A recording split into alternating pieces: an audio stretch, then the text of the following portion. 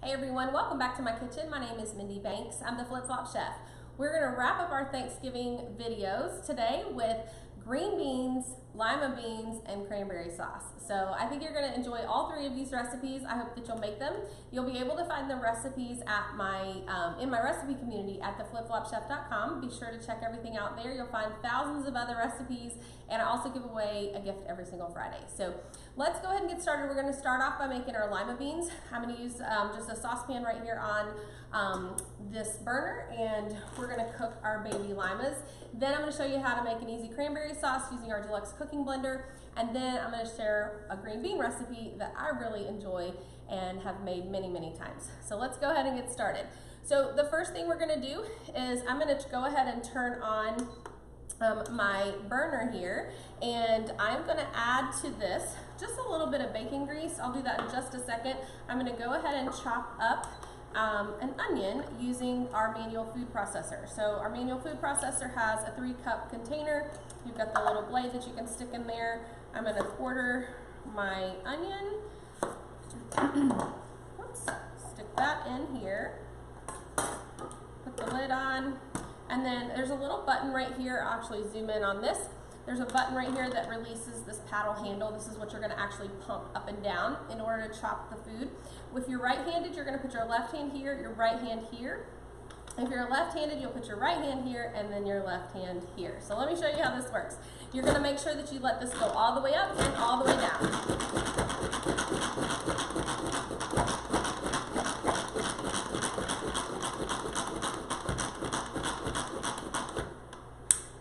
Alright, so got a couple little pieces that got stuck on the blade. Let me just get those nice and chopped. Alright, so there is our chopped onion.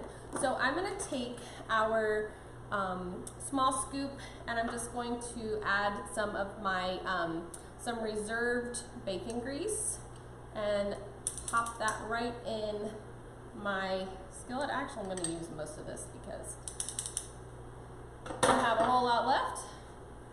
And this will add a really nice flavor to our lima beans. I'm going to add in these onions.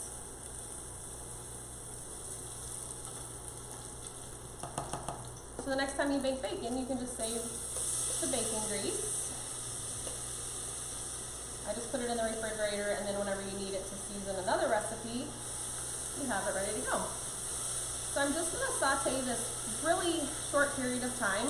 I like to mention that I am using an induction cooktop here, and so it does cook faster than a traditional stovetop. So keep that in mind when you are making this recipe at home if you're cooking on a traditional stovetop or so basically gas or electric. It's going to take longer for your pan to heat up, and it'll take a little bit longer to actually cook the food. Alright, so we're going to use a bag of frozen baby limas. I got these at Walmart, and we're just going to pour this into our saucepan. I'm going to cook these onions just a little bit longer.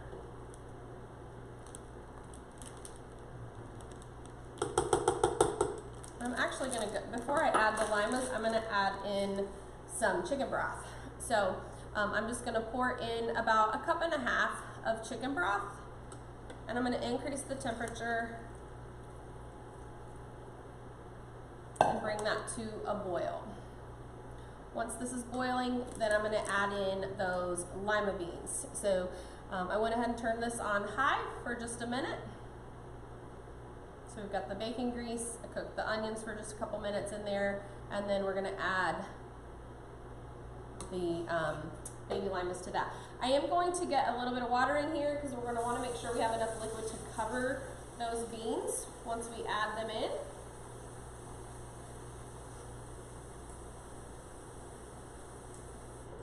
Alright, and I'm going to just add in these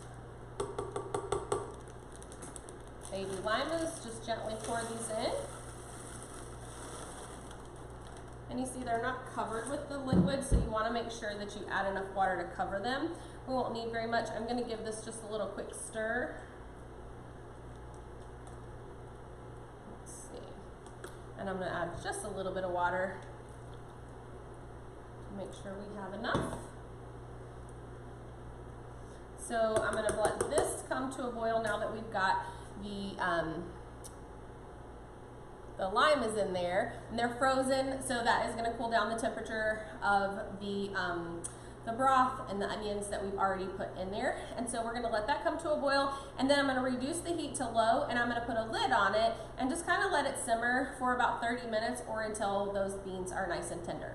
So while we wait for that, let's make our cranberry sauce. So I went ahead and made a batch ahead of time so that you could see what it looks like when it is finished. So let me show you. This is a batch of homemade cranberry sauce using Pampered Chef's Deluxe Cooking Blender. So this particular sauce is going to be a pureed sauce, and it will kind of jelly up like what you're getting in a can. If you want something kind of chunkier, then you could add in some chopped apples. You could add in even jalapenos. You could add in some fresh cranberries into that if you wanted to, or you might want to cook them a little bit before you chop them in there or stir them in there. So let me show you how to make this. We're going to take our Deluxe Cooking Blender, and we're going to use the jam setting for this. So the first thing we're going to do is we're going to add one package of, let me slide this over, one package of fresh, you can use frozen if you happen to have those on hand, fresh or frozen cranberries. These are fresh, they've never been frozen. And we're going to add in some orange zest and orange juice. So this is one package of fresh cranberries, and I just rinsed those in our Easy Read measuring cup, and this is what the bag looks like if you're curious. So Easy Read measuring cup, you can measure, rinse, and drain, so it's right at about 3 cups of the cranberries. So we're going to add some orange zest to this, and I actually didn't grab my oranges, so let me walk across the kitchen and get those. All right, so we're going to zest one of these first, and I'm going to use our juicer and zester tool. So this has a little container that will catch our juice, but first I'm going to start with the zest. I'm going to zest one of these oranges, and we might need both of them for the juice, but we'll measure it out and see. I love that I can zest this first, and then just switch this out and add the juicer on the top. Don't ever leave the zest out if you can help it, because it is such an important ingredient. All right, so you see all this beautiful zest on the bottom of this. I'm just going to sort of scrape this into this container here. And then you can juice on top of this if you want to, but I'm going to go ahead and pour this into the blender container since we're going to measure this juice in something else. I want to make sure we don't lose any of that zest. Let me go ahead and put this on the blender. There we go. We're going to take our orange and just twist this. This is like your traditional old-fashioned juicer. You just twist to get all that juice out. These are kind of small oranges. When I made the first batch, I didn't get very much juice and I needed a second one. The recipe doesn't call for 2 oranges, but just make sure that you have an extra one just in case. So we need about a 1/3 cup of orange juice. So yeah, we're gonna need another orange. So I'm glad I bought a whole bag. And we'll juice this one, and then we should have enough. So this is the first stage of our cranberry sauce, and I'll show you what it looks like when it's starting, and then it takes a little while to cook, and so that's why I went ahead and made a batch so that you can see what the finished product looks like. Got almost exactly 1/3 cup of juice. I'm gonna pour that in. And before I start this, there you go. Before I start this, I'll let you guys know what we're gonna add in when it prompts us. So if you're not familiar with the Deluxe Cooking Blender, this has a jam feature on it, so you can actually cook jellies and jams right here in the Deluxe Cooking Blender. So that's the setting that we're gonna use for this. Once the first stage finishes cooking, so it's basically gonna cook and blend the cranberries with the orange juice and the orange zest. When it's done with that stage, it's gonna say add on the display right here. When that pops up, I'm gonna add in 1 tablespoon of brown sugar and 1 cup of maple syrup. I'll measure that maple syrup in my measure-all cup, but you probably will not see me do that on camera because it will take a little bit of time to get to that point. So we're gonna put the lid on, turn this to the jam setting, and I want you to see how this starts out, and then I'll turn off the blender just for the noise sake. So you're gonna watch it, it's gonna blend. And when it stops blending, you can actually look at the display here and it says heat. It gives you the temperature, so right now we're at 86. It's gotta get over 200 degrees for the first stage. So it's gonna kind of do this song and dance back and forth. It's gonna blend for a minute, and then it's gonna heat. And then when it's finished with the heating segment, it's gonna blend some more. And then when that tells you to add, that's when you're gonna add the syrup and the brown sugar. You're gonna press the wheel again, and it's gonna finish the cooking cycle. So you can already see how quickly this is liquefying. And the blender container is actually already warm, so I can feel that warmth. It shows 88 degrees now.